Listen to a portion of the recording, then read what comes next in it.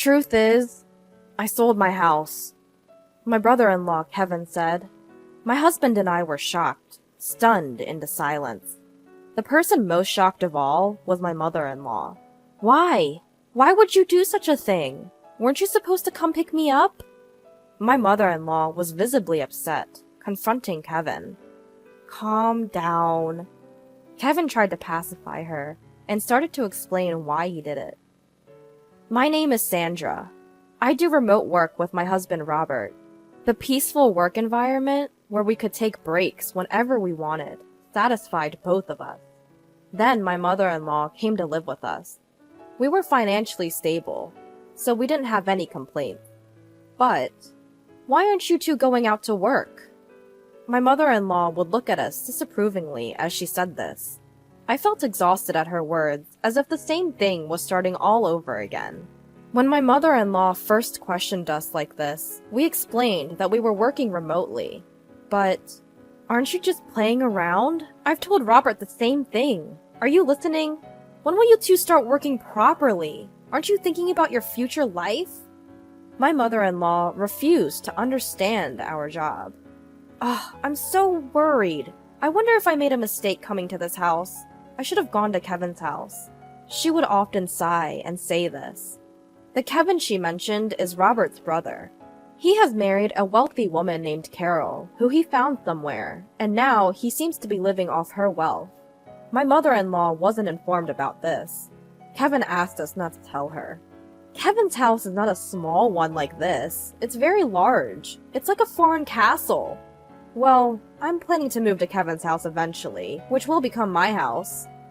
My mother-in-law would say this, waiting for Kevin to come get her. We knew that the day would never come when Kevin and his wife would come to pick her up.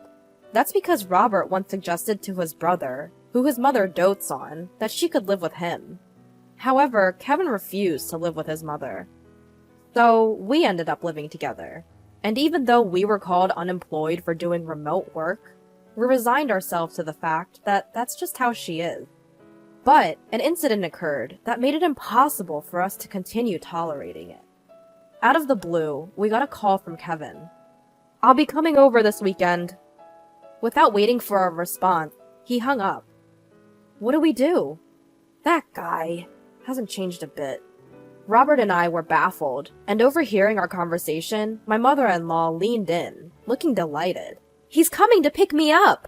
Please, help me prepare to move, she said, and then dragged Robert off to her room. Robert looked troubled. Mom, Kevin's not coming to pick you up. He probably called because something happened. But she snorted, clearly unconvinced. That can't be true. But he didn't say anything about picking you up on the phone, right? He just didn't say it, Robert. I'm so tired of this house. You're probably hoping to make me your housekeeper, but that's not going to happen. We couldn't understand why she was having such paranoid thoughts. Since she came to our house, she got up whenever she wanted, didn't do any housework, and lived off the pocket money we gave her. Well, we weren't going to force my mother-in-law to stay, so we did as she said, packed her bags, and waited for his brother to come. Over the weekend, my brother-in-law and his wife arrived at our place. As soon as they entered our home, they had suspiciously ingratiating expressions on their faces. I had a bad feeling. Just then, my mother-in-law emerged with sparkling eyes. You finally arrived! Listen here, Sandra is totally inept at house chores, so I have to do them. And Robert completely ignores me. Isn't that terrible? She said that with a victim-like expression, pushed past Robert, and welcomed her brother into our home. You guys, don't mistreat Mom. There's no way we're doing that. We're giving her an allowance, and she's eating whatever she likes. Plus, Sandra is handling the house chores, Robert said, with a complicated expression on his face, but his brother just looked suspicious. Robert has always been a bit clueless, probably treating Mom badly without even realizing. And it seems Sandra isn't the considerate type. That's right! Kevin really understands me. Hearing this conversation, Robert and I couldn't help but scowl. Despite this, we decided to entertain our guests, and led the couple to the living room. We all sat around the living room table, with Robert and me on one side and the couple on the other. Now, what are you sitting around for? Serve the tea! Huh? I thought you were going to make the tea, mother-in-law. What are you saying? Making an old woman work? You see, Kevin? Sandra is this kind of person. My mother-in-law even started fake crying at that point. I was so stunned at her behavior that I didn't even feel like retorting. Once I had served the tea, the couple became solemn. The truth is, we sold our house. Robert and I were surprised and shocked at Kevin's words. The one who took the biggest shock was my mother-in-law. Why would you do something like that? Didn't you come to pick me up? She asked, flustered, confronting Kevin. He tried to calm her down, saying, Easy, easy, and then began to explain. We've been in debt, and though we could repay the debt by selling the house, we're broke and have nowhere to live. So we came to discuss if we could stay here. What? Debt? I was trying to start a business, but it didn't go well. Well, that happened, right? Kevin, unabashed, laughed while saying this. Robert and I sighed in exasperation. We only need to stay until we find a new house. Please, we have no one else to turn to. The couple bowed their heads together. I think our expressions must have been complicated, but if they had nowhere to live, we had no choice. We agreed to let the couple temporarily stay in our house. However, we made them promise to leave within a month. Kevin said, "Got it," and still laughing, went back to prepare to move their things. After they left, my mother-in-law sat silently, looking thoughtful. Robert and I assumed she was still in shock. The next day, the couple's stuff arrived right away. This much? Where should we put it all? We're in trouble. We might have to sell some of it, or rent a locker. While discussing this and moving Kevin's things, my mother-in-law dropped a bombshell on us. I've been thinking, won't we be more secure in the future if Kevin's here? So you freeloaders can leave, can't you? My husband and I were taken aback by my mother-in-law's abrupt statement. If you insist, I can tolerate Robert staying, but I don't need a wife who can't do anything. Get a divorce. Then the space that Sandra was occupying can be used for all these packages. My mother-in-law made this demand eagerly, her eyes shining, and looked to my husband for agreement. What are you talking about? He reacted as he usually did, completely astounded. Then, my brother-in-law and his wife arrived. My mother-in-law greeted them with joy. Although I was still shaken by her previous words, my husband decided to ignore them for the moment and asked his brother to deal with the packages. There are more than I thought. Try to reduce the number, rent a locker, or sell some if you have to. When my husband said that, his brother glared at him and said, "What are you talking about? These are important packages. How could I sell them? And what if someone steals them from a locker?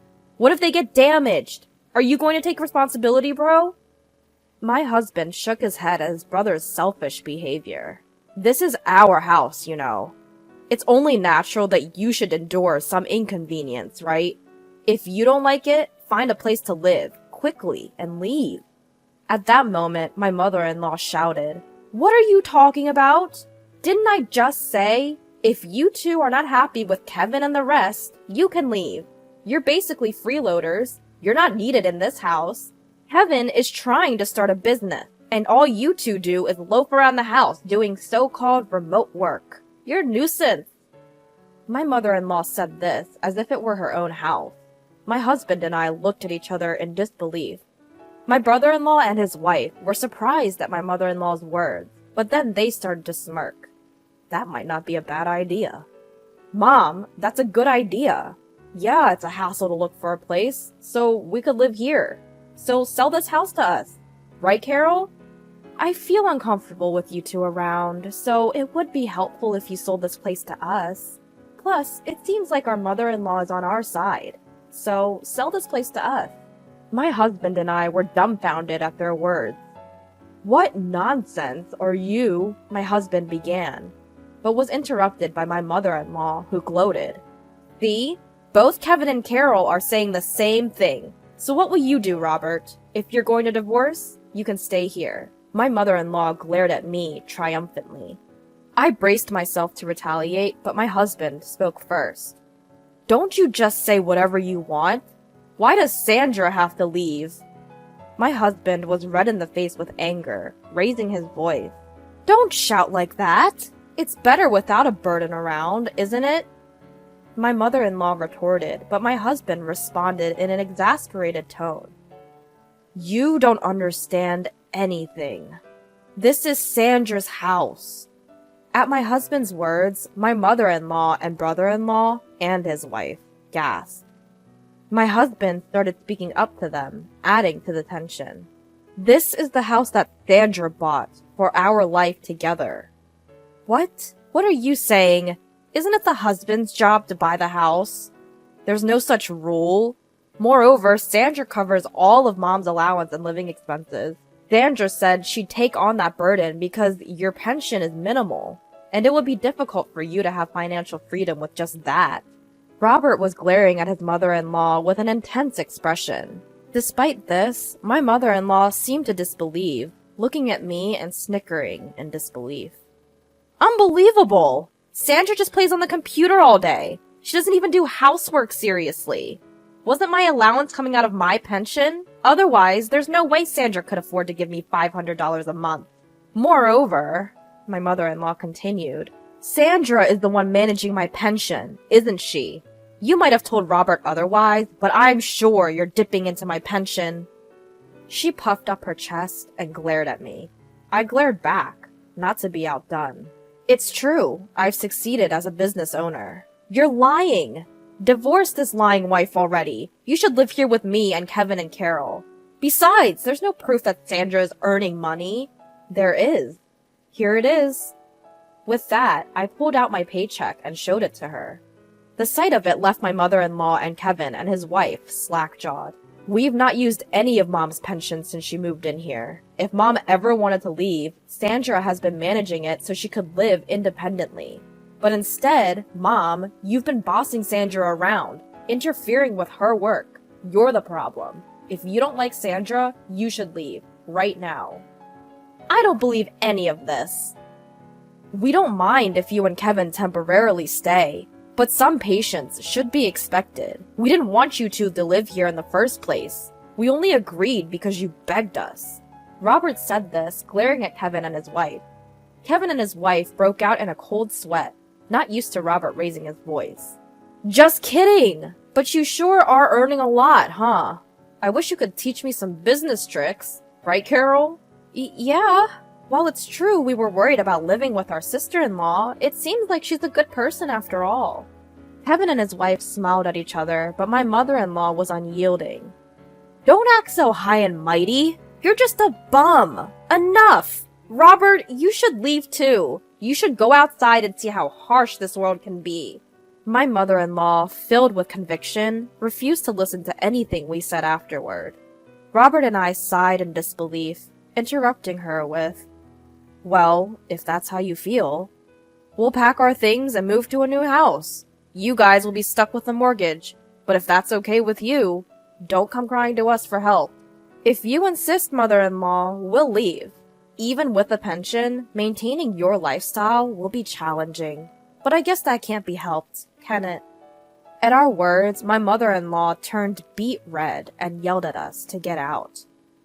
Wait! You can't be serious! We don't have to do that, do we? Yes. If you two are here, we're safe. Kevin and his wife tried to stop us, but my mother-in-law gave us a fierce look and said, Don't you dare talk back. Kevin, you're going to be a CEO, aren't you? I don't mind you using my pension, so just start a company and show us how successful you can become. I'll show you what happens when you defy us.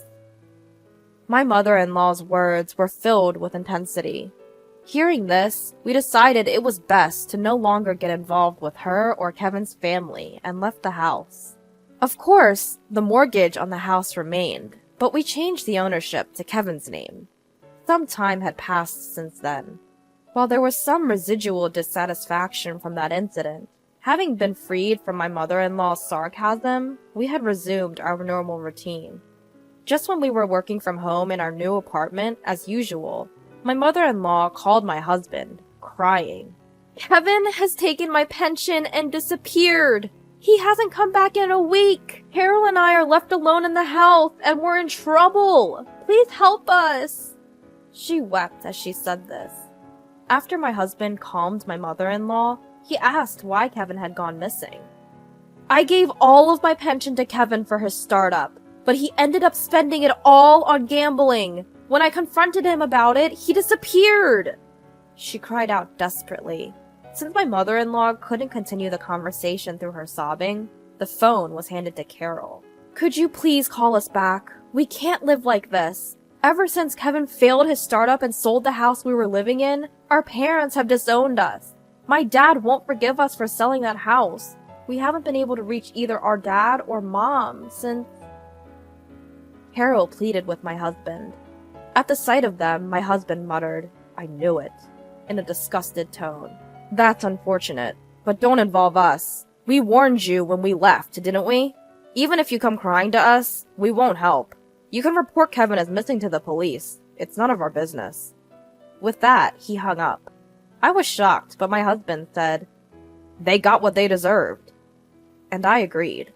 After that, they called my husband's cell phone many times. When my husband, frustrated, answered the phone, Carol would cry about not knowing how to report Kevin as missing. We were surprised she didn't know and gave her advice to call the police.